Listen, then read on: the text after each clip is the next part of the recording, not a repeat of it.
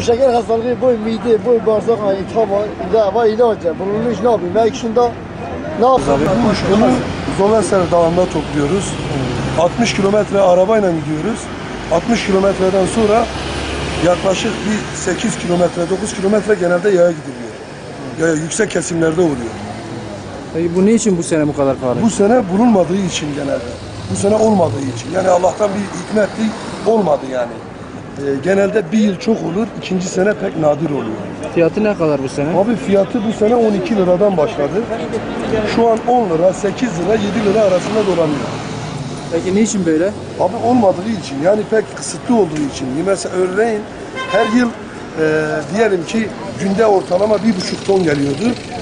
Bu sene ise günlük ortalama 2 çuval, 3 çuval, 4 çuval öyle bir uçkun geliyor. Peki halkın tepkisi nedir? Abi halkın tepkisi çok, yani halkın tepkisi millet itiraz ediyor. Yani pahalı olduğu için millet genelde uzak kaçıyor. Yani onun için, yoksa yani adam bunu toplayıp da, yani bu çok olsaydı örneğin bu uçkun, yani adam tabi bunu yaklaşık 7-8 kilometre sırtında taşıyor.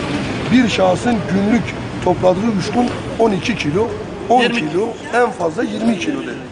20 kilodan fazla bulamam. 20 kilodan fazla adam toparlayamıyor. Bir şahıs buradan zaten 20 milyon arabaya para veriyor. En azından yani bunun yemeği şu 30 milyon. Bu adam 10 kilo topladığı zaman, en azından bunu 10 liraya verdiği zaman bu adam 7 liraya toptan veriyor.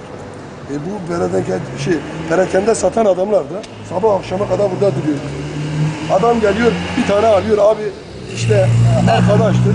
İster istemez hilesi şuyu buyu derken bu adam da kazanamıyor. Yani perakende satan adam da kazanamıyor. Getiren adam da, alan adam da, yani anladığım kimse razı değil.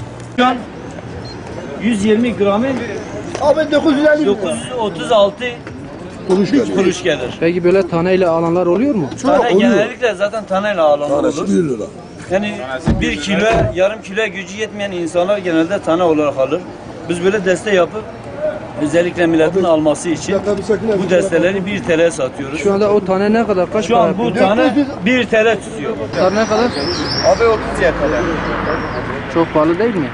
Abi yok. Niye bu sene bu kadar pahalı?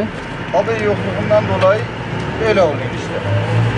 Valla vatandaşın tepkisi şöyle. Zenginler zaten yemiyor.